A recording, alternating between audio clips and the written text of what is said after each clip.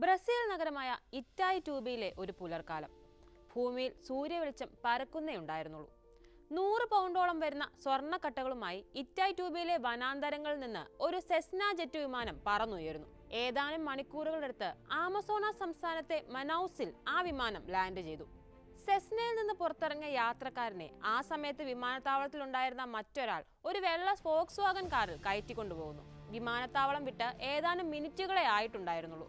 മുന്നിലും പിന്നിലുമായി 2 വാഹനങ്ങൾ പാഞ്ഞെടുത്ത് കാറിന് ക്രോസ് ഇട്ട് നിന്നു. പിന്നാലെ തുരുതുര വെടിയൊച്ചകൾ. കാറിലെ യാത്രികർ വെടിയേറ്റ് ഇറങ്ങിയോടി. തൊട്ടടുത്തുള്ള ഒരു കെട്ടിടത്തിൽ അഭയം തേടി.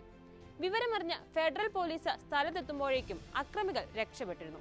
ഫോക്സ്വാഗൻ കാറിലുണ്ടായിരുന്ന വൻ സ്വർണശേഖരം പോലീസ് പിടിച്ചെടുത്തു. സ്ഥലത്ത് ഉപേക്ഷിച്ച നിലയിൽ കണ്ട വാനിൽ നിന്ന് തോക്കും സ്ഫോടക വസ്തുക്കളും മറ്റായുധങ്ങളും കണ്ടെടുത്തു. തൊട്ടടുത്ത കെട്ടിടത്തിൽ രക്തത്തിൽ കുളിച്ചുകിടന്ന 2 പേരെ പോലീസ് കസ്റ്റഡിയിലെടുത്ത് കൊണ്ടുപോയി.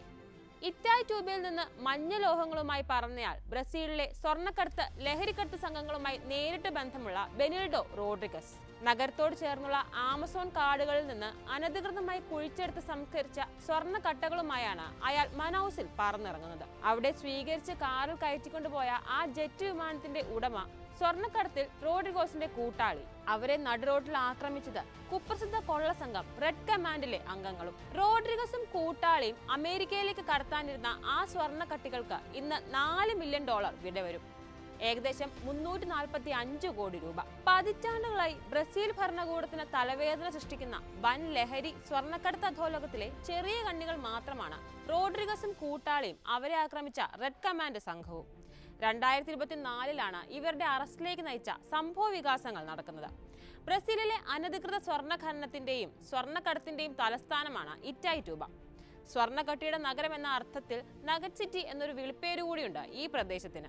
ആമസോൺ വനാന്തരങ്ങളിലെ 100 കണക്കിന് വരുന്ന നിയമവിരുദ്ധ സ്വർണ്ണഖനികളുടെയും സ്വർണ്ണക്കടത്ത് താവളങ്ങളുടെയും ലഹരി മാഫിയ ശൃംഖലകളുടെയും അധോലോകത്തേക്കുള്ള കവാടം കൂടിയാണിത്. 1950കളിലാണ് ഇറ്റായിറ്റൂബയിലെ ആമസോൺ നദികളുടെ അടിത്തട്ടിൽ ആദ്യമായി സ്വർണ്ണധാതുക്കളുടെ സാന്നിധ്യം കണ്ടെത്തുന്നത്. പിന്നീട് വലിയ വിപ്ലവം തന്നെ അവിടെ സംഭവിച്ചു. ഉൾവനങ്ങൾ വെട്ടിത്തെളിച്ച് അമൂല്യ ലോഹങ്ങൾ കുഴിച്ചെടുക്കാനായി സൈനിക ഭരണകൂടങ്ങൾ 100 കണക്കിന് തൊഴിലാളികളെ മറ്റ് ദേശങ്ങളിൽ നിന്ന് എത്തിച്ചു. പതിറ്റാണ്ടുകൾക്കിടയിൽ ടൺ കണക്കിന് സ്വർണമാണ് ബ്രസീലിൽ നിന്ന് ലോകത്തിന്റെ വിവിധ ഭാഗങ്ങളിലേക്ക് ഒഴുകിയത്. സ്വർണം കുഴിച്ചെടുക്കുന്ന തൊഴിലാളികൾ പിൽക്കാലത്ത് ഗാരിപെയ്റോയ്റ്റ്സ് എന്ന പേരിൽ അറിയപ്പെട്ടു. ഖനി തൊഴിലാളികൾക്ക് ആദരമായി നഗരസഭ ഒരു ഔദ്യോഗിക ഗീതം തന്നെ പുറത്തിറക്കിയിട്ടുണ്ട്.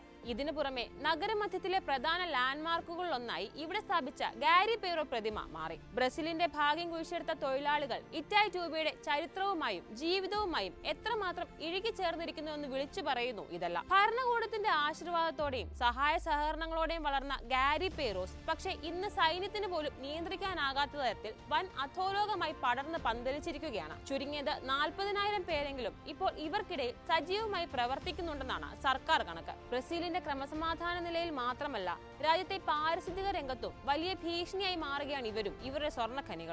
ഏക്കർ കണക്കിന് വനഭൂമി വെട്ടി നശിപ്പിച്ചും മലനിരകൾ കീറി മുറിച്ചും ജലാശയങ്ങളും നദികളും മലിനപ്പെടുത്തിയുമാണ് ഇവയെല്ലാം പ്രവർത്തിക്കുന്നത്. ആമസോൺ വനനശീകരണത്തിൽ പ്രധാന പങ്കും ഈ ഖനികൾക്കാണ്. ഭൂമിയിലെ മെർക്കുറി മലിനീകരണത്തിന്റെ പ്രധാന ഉറവിടമായും ഇത് മാറിയിരിക്കുന്നു. മഴയിൽ നിന്നുള്ള ഭൗമോപരിതല ജലം ശേഖരിച്ച് നദികളിലേക്കും തടാകങ്ങളിലേക്കും സമുദ്രങ്ങളിലേക്കും ഒഴുക്കിവിടുന്ന ലോകത്തെ തന്നെ ഏറ്റവും വലിയ ഹൈഡ്രോഗ്രാഫിക് ബേസിൻ ഉള്ളത് ബ്രസീലിലെ ആമസോൺ കാടുകളിലാണ്. ഇതിനെല്ലാം ഭീഷണിയായി അവിടെയെല്ലാം ഇപ്പോൾ തഴച്ചു വളരുന്നത് നിയമവിരുദ്ധ ഖനികളാണ്. വനത്തിനുള്ളിലെ നദികളുടെ ഉറവിടങ്ങളിൽ കുഴിച്ച് അടിത്തട്ടിൽ നിന്ന് സ്വർണ്ണപ്പൊടിയും കട്ടകളും അരിച്ചെടുക്കുകയായിരുന്നു തുടക്കത്തിൽ ഗാരിപെയ്റോകൾ ചെയ്തിരുന്നത്. ഇത് ക്രമേണ താഴ്ന്ന പ്രദേശങ്ങളിലേക്കും വികസിച്ചു. കുഴിയെടുത്ത് തടങ്ങൾ നിർമ്മിച്ചും ഖനനം തുടർന്നു. ഖനനത്തിനായി യന്ത്രങ്ങളും സാമഗ്രികളും എത്തിക്കാനും കുഴിച്ചെടുക്കുന്ന സാധനങ്ങൾ കൊണ്ടുപോകാനുമായി ചെറുവിമാനങ്ങൾ ഇറക്കാൻ കിലോമീറ്ററുകളോളം ദൂരത്തിൽ എയർ സ്ട്രിപ്പുകളും വനപാതകളും നിർമ്മിച്ചിട്ടുണ്ട്.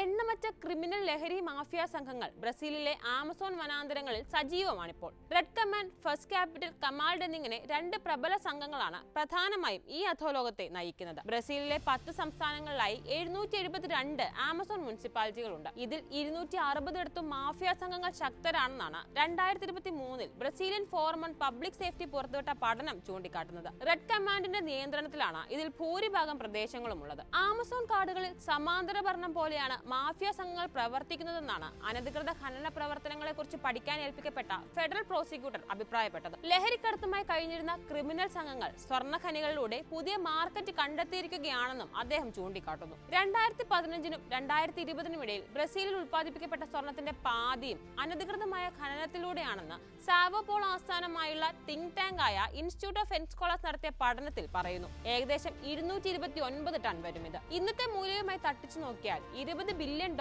വരും ഇതിന്റെ വില. ഏകദേശം 1,72,847 കോടി രൂപ. ഇറ്റായ് ട്യൂബയിൽ നിന്നും തൊട്ടടുത്തുള്ള 2 മുനിസിപ്പൽ പ്രദേശങ്ങളിൽ നിന്നുമാണ് ഈ കൊള്ളയടിച്ച സ്വർണത്തിന്റെ 86% എത്തിയത്. തീവ്ര വലതുപക്ഷ നേതാവും മുൻ പ്രസിഡന്റുമായ ജെയർ ബോൾസനാരോവിന്റെ കാലത്താണ് അനധികൃത സ്വർണ്ണ ഖനനവും ഇതിനോട് ചേർന്നുള്ള ലഹരിക്കടത്തും ബ്രസീലിൽ പിടിമുറുക്കിയത്. ഗാരിംപേറോകളെ പിന്തുണയ്ക്കുന്ന ബോൾസനാരോ പരിസ്ഥിതി വിരുദ്ധ കുറ്റകൃത്യങ്ങൾ ചെറുക്കാനുള്ള സർക്കാർ പദ്ധതികൾക്കെല്ലാം ഫണ്ടുകളെല്ലാം വെട്ടിക്കുറച്ചിരുന്നു. ഇത് വലിയ വിവാദമാവുകയും ചെയ്തു. രാജ്യത്തിന്റെ സമ്പദ്ഘടനയ്ക്ക് ഗുണമാണെന്ന് പറഞ്ഞ് ഖനനത്തെ വഴിവിട്ട് സഹായിക്കുകയായിരുന്നു അദ്ദേഹം. ആമസോൺ മഴക്കാടുകളുടെ നാശത്തെക്കാളും പ്രധാനം രാജ്യത്തിന്റെ സാമ്പത്തിക സ്ഥിതിയാണെന്ന നിലപാടായിരുന്നു ബോൾസനാരോവിനുണ്ടായിരുന്നത്. 2023-ൽ ഇടതുപക്ഷ നേതാവ് ലുലാ ഡ സിൽവ അധികാരമേറ്റ ശേഷം അനധികൃത ഖനനത്തിനെതിരെ നടപടി ഘടിപ്പിച്ചു. പോലീസിനെ ഉപയോഗിച്ചും കടുത്ത സൈനിക നടപടികളിലൂടെയും പലയിടങ്ങളിലും സ്വർണ്ണക്കടത്ത് ലഹരി മാഫിയ സംഘങ്ങൾക്കെതിരെ ഓപ്പറേഷനുകളും നടന്നു വരുന്നുണ്ട്.